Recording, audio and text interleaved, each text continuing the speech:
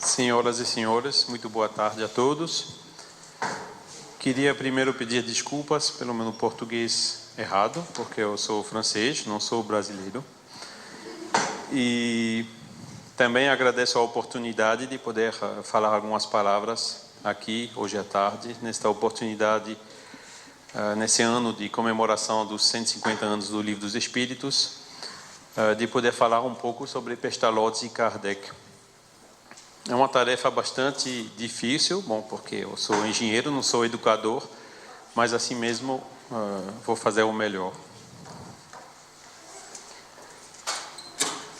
Organizei a apresentação como segue. Vou fazer uma pequena introdução, depois vou falando de Pestalozzi, depois vou falar de Rivai, depois de Rivai vou falar de Kardec, que na realidade é um pseudônimo do Rivai, mas são duas fases assim da vida dele. E vou terminar com uma pequena conclusão. Então, Pestalozzi nasceu em 1746 na cidade de Zurique e ele ficou mundialmente conhecido, como vamos ver. Vocês veem aqui uma imagem que eu consegui achar, mostrando a casa onde Pestalozzi nasceu em Zurique. Entre 1763 e 1765, ele estudou no Teologia e Direito no Colégio Carolinum. Era um colégio conhecido de Zurique. O avô dele ajudou ele nesses estudos. E vocês veem também aqui uma imagem desse colégio onde ele estudou. Ele não chegou a passar o exame final do colégio e também não era conhecido como sendo um aluno muito, como se diz, brilhante no colégio, como ele se tornou depois. No final dos estudos, ele escolheu a profissão de agricultor. Queria entrar na agricultura. E ele foi indicado por Lavater para Jean-Rodolphe Tiefely, que tinha uma fazenda em Kirchberg, que fica do lado perto de Zurique, em Baden, ou Bir, no canton de Argovia. Como foi que ele conheceu o Lavater? Ele, quando era estudante naquele colégio, participava com a juventude de Zurique de um jornal que era como se diz, político, onde já na época havia assim as classes, né, classe da agricultura, classes também dos nobres que moravam na cidade, e foi ali que ele conheceu o Lavater. E foi isso também que o induziu a escolher essa profissão na agricultura, porque ele já tinha uma certa afinidade com esta profissão na época que ele estudava. Em 1769 ele já estava levando essa vida no campo, né, de agricultura. Inclusive o Tiefely foi o primeiro que mostrou que se podia criar gado com feno dentro mesmo da fazenda, e que não era preciso deixar o gado pastar nos campos. Quer dizer, aquilo já era um avanço na época. Ele se casou, então, em 1769, com Anna Schultes, que era uma jovem mulher instruída que morava em Zurique, que era 8 anos mais velha que ele, e com ela se instalou em Neuhof, perto de onde o Pestalozzi tinha terrenos que ele cultivava. Um ano depois do casamento, nasceu o filho dele, Jacobi, né, que foi criado de acordo com os princípios de Rousseau. Daí já se vê essa vocação que já subia no Pestalozzi para a educação, que conhecia muito bem o precursor dele, que era o Jean-Jacques Rousseau, da França, e ele aplicou esses princípios já com o filho dele. Foi como se fosse uma espécie de um treinamento, uma introdução para o que viria depois.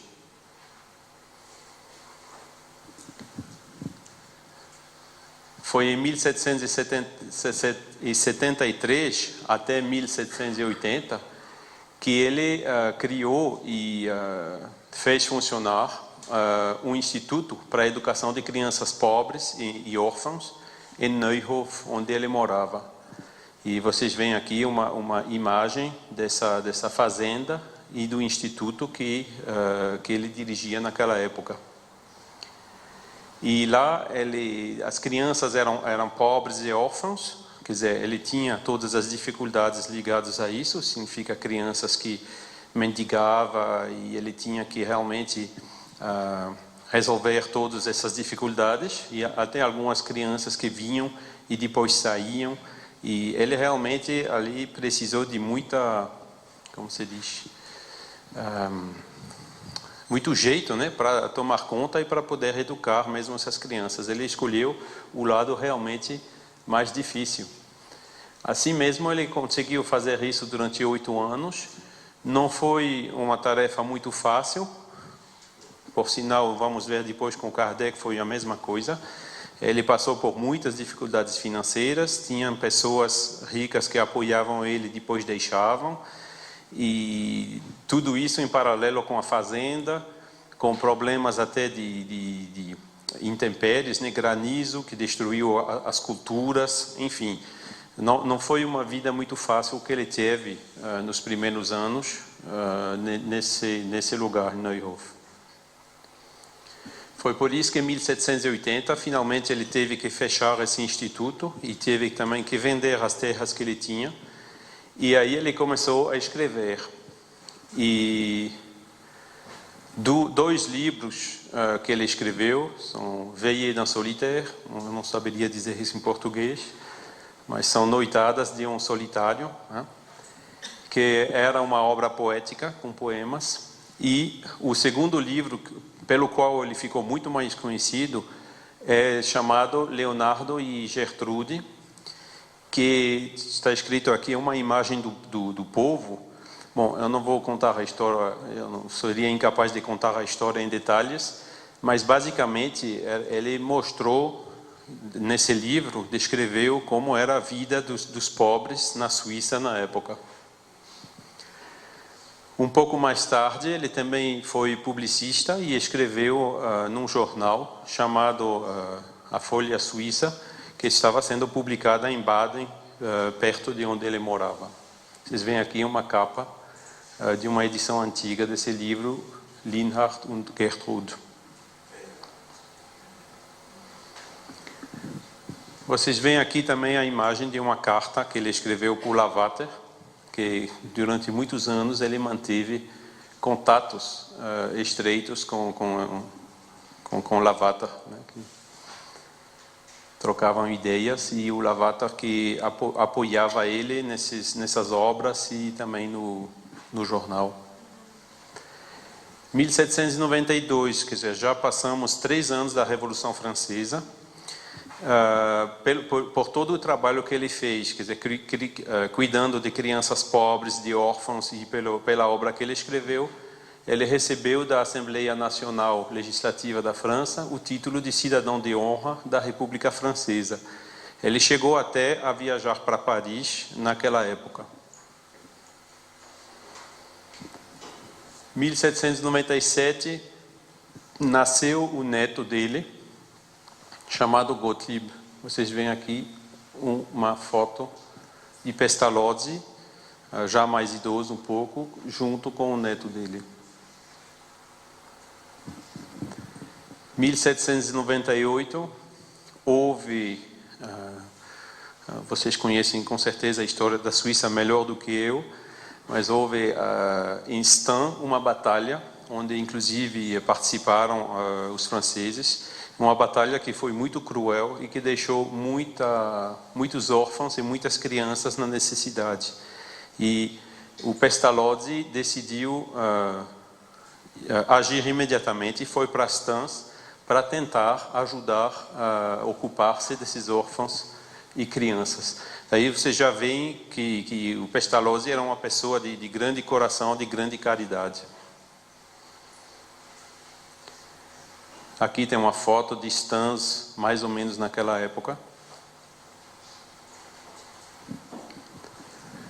1799, ele começou a carreira mesmo de educador dele, primeiro em Burgdorf, que é uma cidade perto de Berna, e era uma pequena escola popular que funcionava nos fundos de um castelo, e ele criou ali um seminário pedagógico.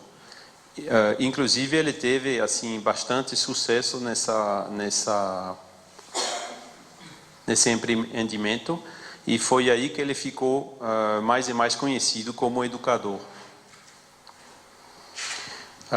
Depois de Stans, ele teve que deixar aquela escola, também tinha umas pressões religiosas e políticas, como ele disse, a vida dele era muito complicada, havia muita rivalidade, e foi aí que a cidade de Verdun, como conhecia ele, chamou ele para justamente eles abrir o instituto que funcionou aparentemente nesse próprio castelo onde estamos hoje, donc a partir de 1806.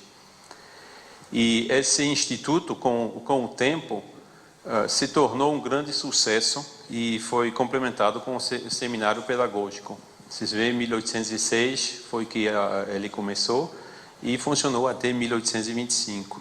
Vocês veem que Allan Kardec nasceu em 1804, significa quando abriu esse instituto aqui, o Rivai já tinha 2 anos.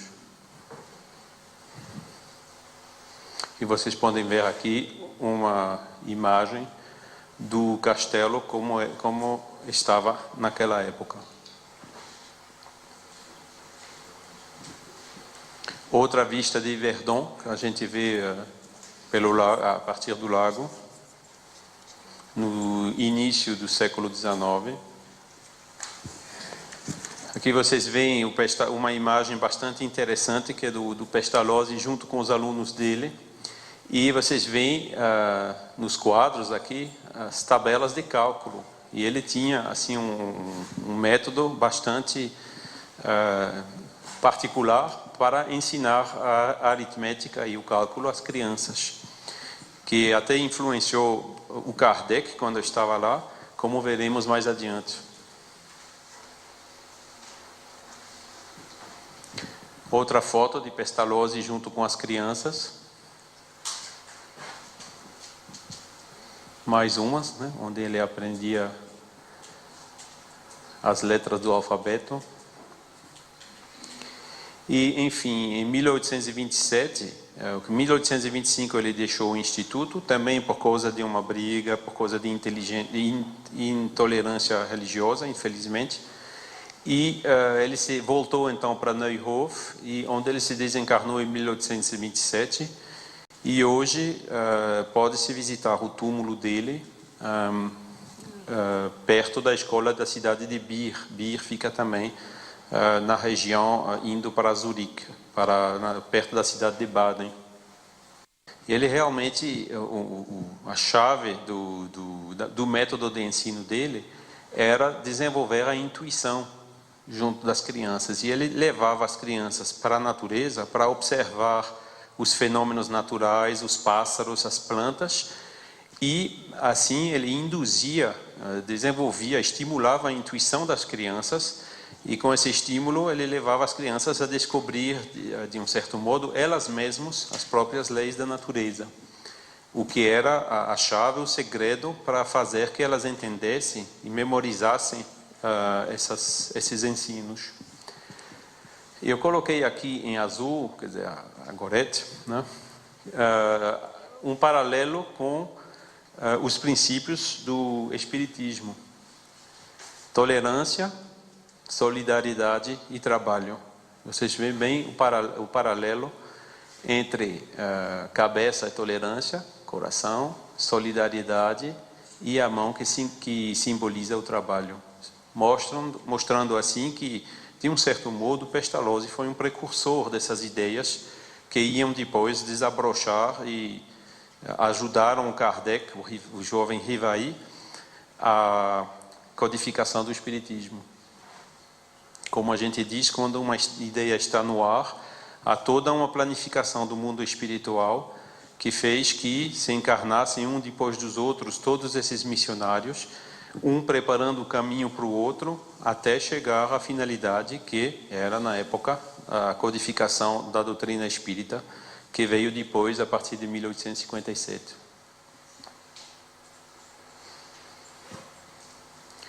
Vamos ver agora uma citação do Pestalozzi sobre as religiões, está em francês, eu vou tentar traduzir assim rapidamente, me desculpem os erros. A vida passa é um discurso que ele fez no ano novo de 1811, aqui mesmo nesse instituto. Ele falou assim: a vida passa como os dias do ano, e os anos decorrem que nem as horas do dia, mas você, ó Deus, tu, ó Deus, tu demoras eternamente. Tu crias todas as coisas perecíveis, tu és eterno no meio da fragilidade das tuas criações. Na tua toda-potência, obrigado, tu insuflaste para eles um pouco do teu espírito que domina o tempo. Tu deste ao homem mortal a esperança da vida eterna. Do plano dos nossos pensamentos, você baniu ou eliminou a ideia de aniquilamento.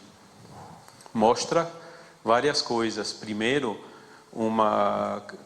ele estava crendo em Deus, uma profunda crença em Deus, um profundo entendimento da eternidade de Deus, um profundo entendimento das criações de Deus, que são coisas perecíveis, que nem o nosso corpo físico, e também a profunda crença que o homem tem a esperança da vida eterna. Significa que o corpo perece, mas o espírito, nosso espírito, de fato, é imortal.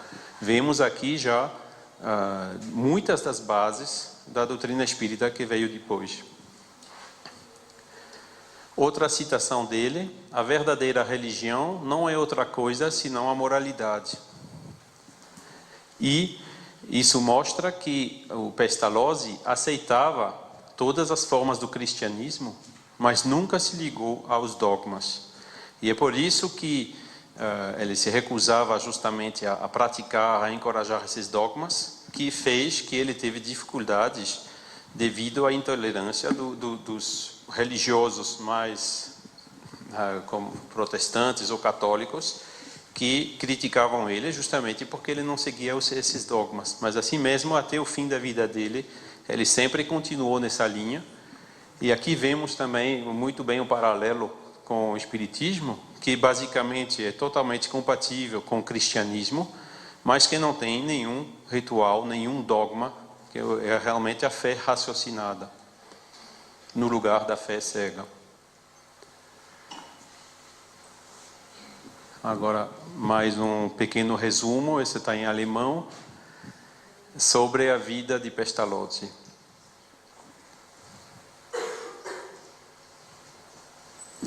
É interessante aqui que alles für andere, nicht für sich nichts, mostra esses princípios de caridade, do trabalho para o próximo e fazendo passar a si mesmo depois. Pessoalmente nunca visitei o túmulo dele, mas como eu passo bastante nessa área, qualquer dia irei lá. Realmente me chamou a atenção que eu passei tantas vezes na frente, mas dessa vez eu não escapo. Bom, vamos agora passar para o Hippolyte Léon Denisard Rivail. Esse é o nome verdadeiro do Allan Kardec. Nasceu no dia 3 de outubro do ano 1804, na cidade de Lyon, na França. Vocês podem ver aqui um monumento, que é um símbolo de um menhir. Menhir é um símbolo druídico do nascimento, que foi instalado em Lyon, em frente da Rue Salat, que fica alguns metros de distância, mais ou menos, de onde deve ter ficado a casa onde o Kardec nasceu em 1804. E a prefeitura de Lyon autorizou o movimento espírita francês a instalação desse monumento comemorativo no ano 2004, que foi celebrando os 200 anos do nascimento de Allan Kardec. Vocês veem atrás aqui o rio Rhône, que vocês, se passam em Lyon, também não deixam de passar a ver esse monumento. Pelo que consta, não temos conseguido ainda dados detalhados sobre a passagem de Rivail nesse Instituto de Pestalozzi aqui em Verdun. Mas tudo indica que os pais deles mandaram ele para esse instituto por volta de 1815. Significa 10 anos depois da criação do instituto. E foi aí que o Rivail veio justamente para esse Instituto de Pestalozzi, onde ele beneficiou desse método de ensino de Pestalozzi, já derivado do método de Rousseau, e onde ele também, naquela época, o Instituto estava muito famoso no mundo inteiro. E tinha aqui alunos, não somente da Suíça, mas também da França, da Rússia, enfim, de uma grande parte da Europa. E foi aí que o pequeno Rivail teve a oportunidade de conviver com estudantes de diversos países, de diversas culturas, de diversas línguas e também de diversas religiões. Eu acho que isso foi uma coisa fundamental para o jovem Rivail, porque deu a ele desde pequeno, ele tinha 10 anos, essa abertura cultural, essa abertura religiosa, essa abertura também de conhecer as outras línguas, que foi realmente, que ajudou ele muito pelo que ele tinha a fazer na frente. Aí vocês veem que essas coisas não se fazem ao acaso. E o Rivail tornou-se rapidamente discípulo e até colaborador de Pestalozzi. Ele mesmo ajudava o Pestalozzi nas aulas nos últimos anos que ele estava aqui. E Pestalozzi, então, lhe inculcou a Kardec os valores fundamentais do amor ao próximo, da observação dos fenômenos naturais, que também ia ajudar muito o Rivail na hora que ele foi confrontado com os fenômenos espíritas. O bom senso, né, como disse o Flammarion, Kardec era o bom senso encarnado, mas ele também adquiriu muito dessa qualidade aqui em Verdun com Pestalozzi.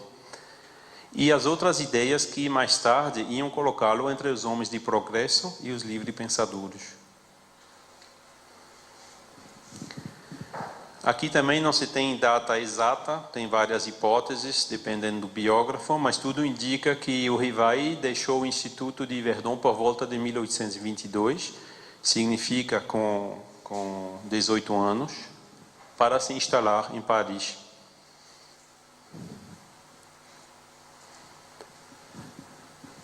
E foi em Paris que ele publicou o primeiro livro dele, em 1823, que é chamado Cours pratique et théorique d'arithmétique d'après les principes de Pestalozzi. Significa curso prático e teórico de aritmética segundo os princípios de Pestalozzi. Foi aí que ele realmente foi para Paris para colocar em aplicação esses princípios que ele adquiriu aqui com Pestalozzi. E ele foi, então, diretor de uma escola desde 1825 em Paris, uma escola primária, né? 3 anos mais tarde, ele até, respondendo a uma solicitação do governo francês, escreveu um plano para o aprimoramento da educação pública. Esse plano chegou até as altas esferas do governo francês na área da educação e serviu para nortear, ajustar a política de ensino na França na época. E em 1830 ele traduziu a obra de Fénelon, chamado Télémaque, para o alemão, graças ao fato que ele dominava perfeitamente a língua alemã, porque ele aprendeu, claro, aqui na Suíça. Vocês podem ver aqui um um facsímile da capa desse livro. Vocês veem que não é só uma tradução literal do texto, mas também tem notas sobre as raízes das palavras, a origem das palavras, e também um conjunto de fórmulas gramaticais e uma tábua dos verbos irregulares. A tradução dele já era feita também no intuito pedagógico. Não era só traduzir a obra, mas era traduzir a obra que o aluno gostasse de ler e que ele também se aproveitasse dessas notas e dessas tábuas para aperfeiçoar o conhecimento dele das duas línguas, do francês e do alemão. Já mostrava essa preocupação de educativa que tinha o pequeno Rivail. Bom, eu vou passando depois, ele também dirigiu outros ensinos, escolas e institutos de ensino, passou também por bastante dificuldades. Essas obras que ele escreveu ajudaram a que ele passasse essas fases sempre com o mínimo de sustentação. E foi por volta de 1847 que começaram os primeiros fenômenos que desencadearam essa invasão dos espíritos, né, que ocorreu naquela época, já preparando o terreno para a codificação espírita. E os fenômenos que marcaram realmente o início dessa invasão foram em 1847, na casa da família Fox, em Hydesville. Eu penso que a maioria de vocês conhecem já esse episódio. Foi uma família que morava numa pequena casa, no Hydesville, uma cidade do estado de Nova York. E nessa casa havia batidas nas paredes, raps, né? Era uma casa, como se diz hoje, mal assombrada. E essas batidas chegaram à intensidade que realmente impedia a família de morar e de dormir. Chamou a atenção dos vizinhos, chamou a atenção de curiosos, de religiosos, até de científicos depois de um momento.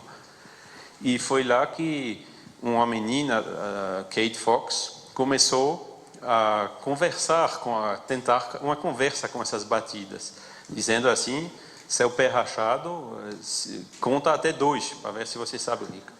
Houve 2 batidas. Depois conta até 5, houve 5 batidas. E foi assim que, pouco a pouco, eles desenvolveram a tipologia, né, o primeiro meio de se conversar, de se comunicar com os espíritos.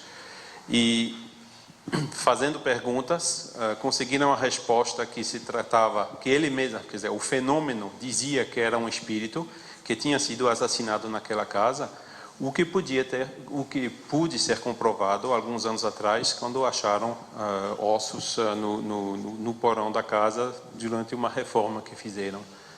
Mas aquele evento foi realmente, nos Estados Unidos, vocês sabem como é, qualquer notícia toma rapidamente uma proporção incrível, tem aqueles que são prós, aqueles que são contra, debates, etc. E esses fenômenos teve, então, uma repercussão muito grande, não só nos Estados Unidos, mas também no mundo inteiro.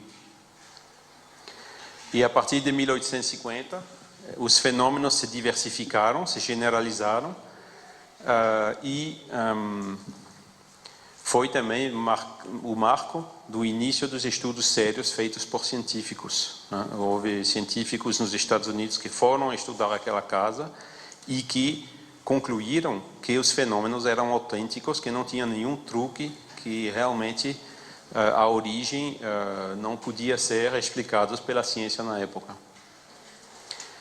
E isso gerou aqui na Europa a chamada onda ou moda das mesas girantes. As pessoas na época não tinham TV como hoje, então à noite assim se sentavam, costumavam se sentar em torno de uma mesa e invocavam os espíritos. E foi em 1854 que o pequeno Rivail, que o pequeno já não era pequeno na época, ele ouviu pela primeira vez falar desses fenômenos. E a primeira vez que ouviu falar, soube que uma mesa se movia sem influência da mecânica na mesa, Bom, isso de pronto assim ele diz, bom, queria ver, mas é possível, né? O raio, o vento, tem vários fenômenos da natureza que não conhecemos ainda todas as leis, que podem fazer mover objetos. Mas foi um pouco depois quando disseram a ele, não somente a mesa se move, mas ela também dá respostas a perguntas. Aí ele disse, bom, isso eu só vou acreditar quando se me provarem que a mesa tem um cérebro para pensar. E foi aí que, enfim, ele aceitou presenciar dessas sessões que se faziam. E as condições da sessão foram realmente, ele já tinha o olho observador graças ao Pestalozzi, né, que puxava os alunos a observar os fenômenos da natureza, olhou tudo nos menores detalhes, e ele mesmo comentou depois que os fenômenos ocorriam de um modo que não podia ser negados, era um fenômeno realmente autêntico, e foi aí que ele diz que esse efeito, que inclusive é um efeito inteligente, porque as respostas são inteligentes, deve ter uma causa que também é inteligente, porque não tem efeito sem causa. E foi ali que ele se prometeu de consagrar o restante da vida dele para pesquisar justamente quais são essas causas, e foi aí que ele começou a codificação do Espiritismo. Efeitos inteligentes devem ter uma causa inteligente. Vocês veem o bom senso que já vinha desse ensino que ele recebeu aqui.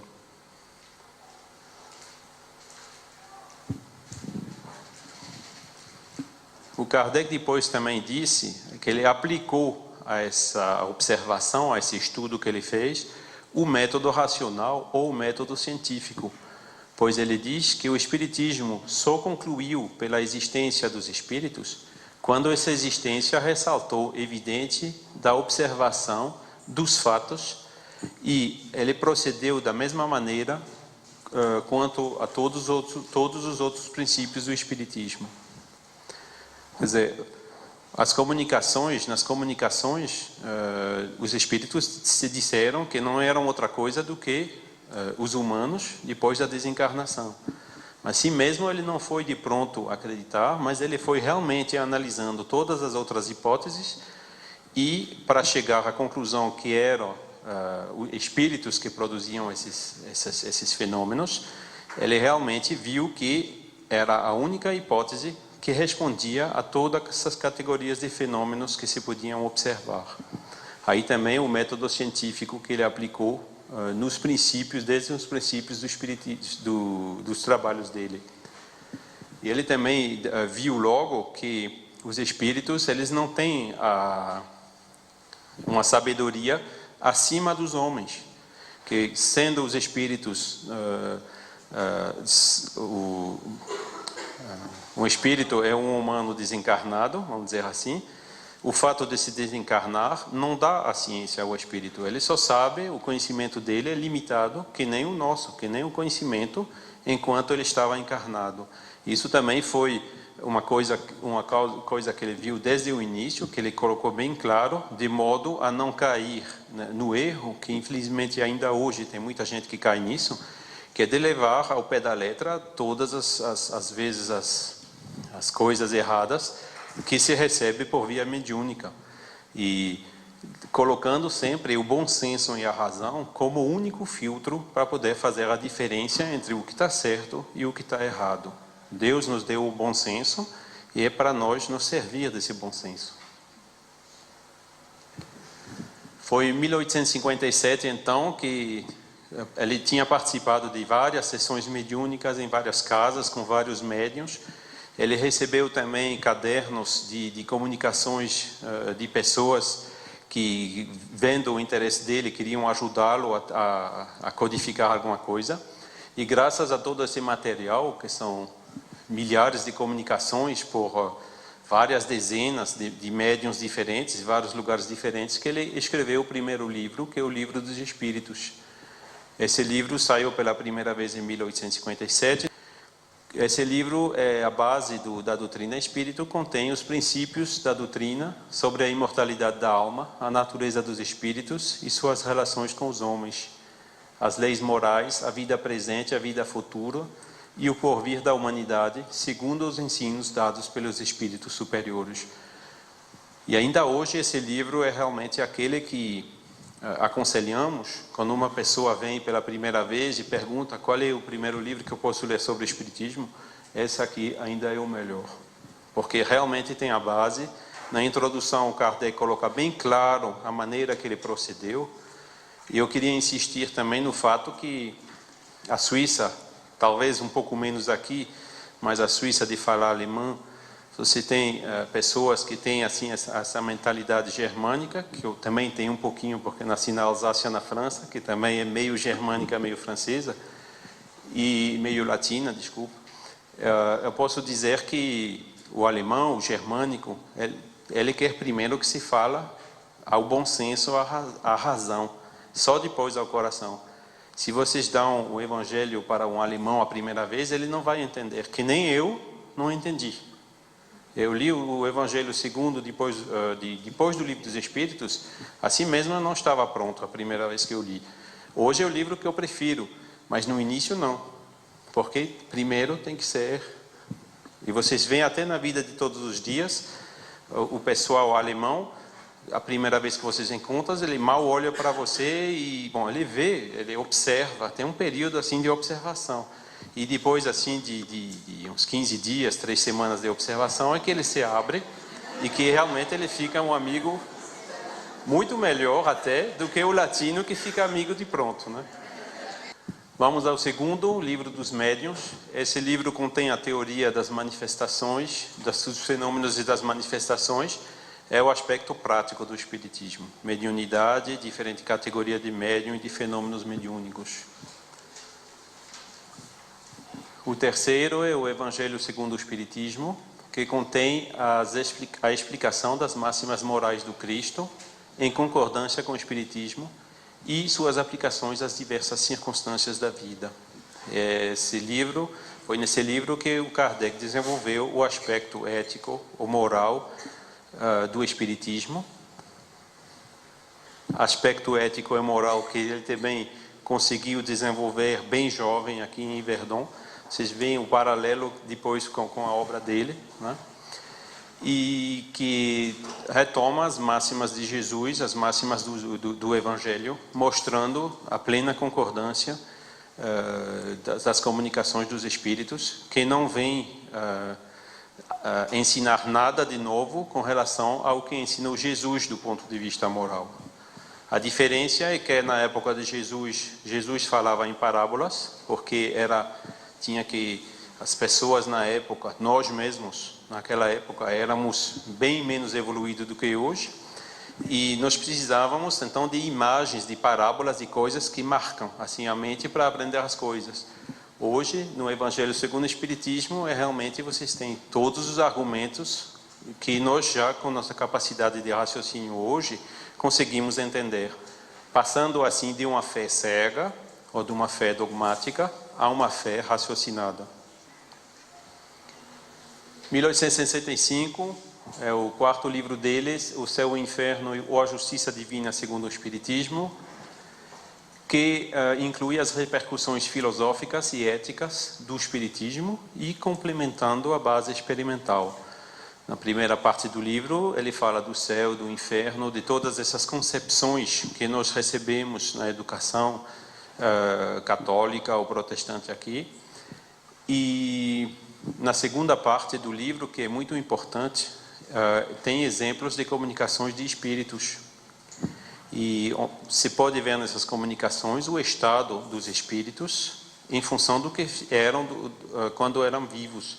Assim, tem comunicações de pessoas que se suicidaram, por exemplo. São comunicações já terríveis, mostrando que o suicídio, mesmo que a causa que levou ao suicídio foi uma situação muito difícil, o suicídio é um erro, porque os espíritos depois se encontram numa situação pior ainda, sem meios até de reagir ou de fazer alguma coisa para tentar sair e melhorar essa causa.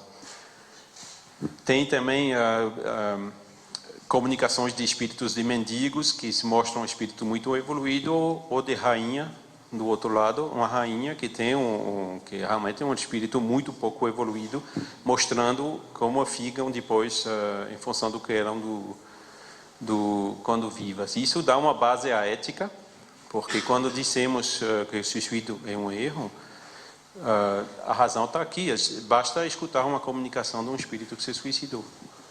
Não é? É uma observação quase que direta.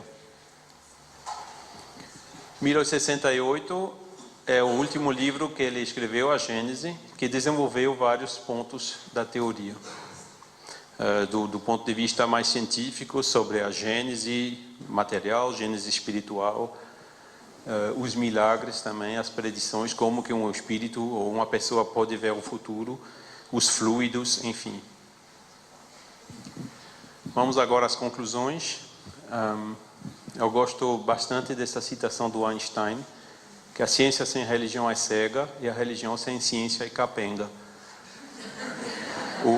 O Kardec, o Einstein escreveu isso quando viu o que a humanidade estava prontos a fazer da invenção dele, da descoberta dele, pouco antes da Segunda Guerra Mundial. Isso mostra que a evolução intelectual e a evolução moral, ética, tem que ir em fase, porque muita evolução intelectual sem a evolução moral faz que o mundo se torne instável. E o Espiritismo, ele abraça ambos os aspectos. O Espiritismo abraça o aspecto científico e aspecta também abraça também o aspecto religioso ou ético-moral. O Espiritismo não diz creiam primeiro e vocês entrarão depois, se puderem, mas ele diz compreendam primeiro e vocês crerão depois, se quiserem. Isso ilustrando que não há dogma no Espiritismo, é uma citação do Kardec, né? Não há dogma e que a fé é raciocinada. Se um espírita diz que crê na reencarnação, é porque ele tem os argumentos lógicos e até observações científicas levando ele a crer nessa reencarnação. Ele crê porque sabe. Que nem nós todos cremos que a Terra e a Lua se atraem, embora nenhum científico é capaz de explicar o que é a atração universal. A partícula, o graviton, aquela partícula da atração universal, nunca foi explicado pela ciência até agora. Mas assim mesmo todo mundo acredita que se atraem.